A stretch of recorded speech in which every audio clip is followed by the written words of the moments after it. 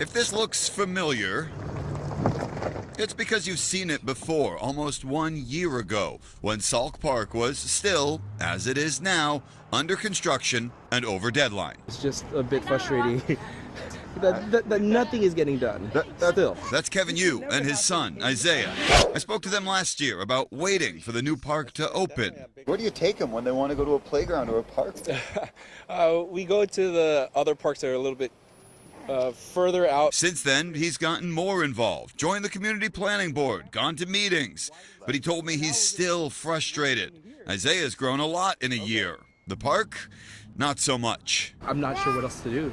I've literally done everything I could. A city spokesperson says legal issues about the shade structures and comfort station, quote, required a full redesign and needed district state architect review and approval, causing the extra delays. Now, the city says the park is 90% complete. Wanted to get a look at the progress from the park and found the trail behind it along this canyon. And you can see some of the work that's been done, like the dog park that's come a long way since last year.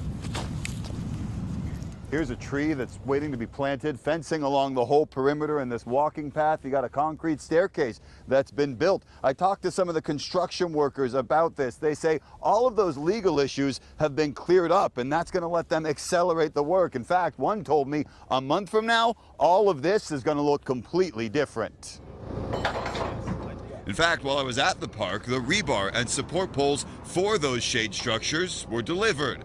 There are other signs of progress, literally, like this sign on a spot that used to be empty, and the comfort station and bathrooms that were just a wooden frame this time last year. The city says the new projected opening date is this spring. Kevin's heard that before. He's skeptical, but now hopeful. It's slowly coming along. I'm hoping at least spring. I'm not hoping for anything sooner because, I mean, it's already 2 years over.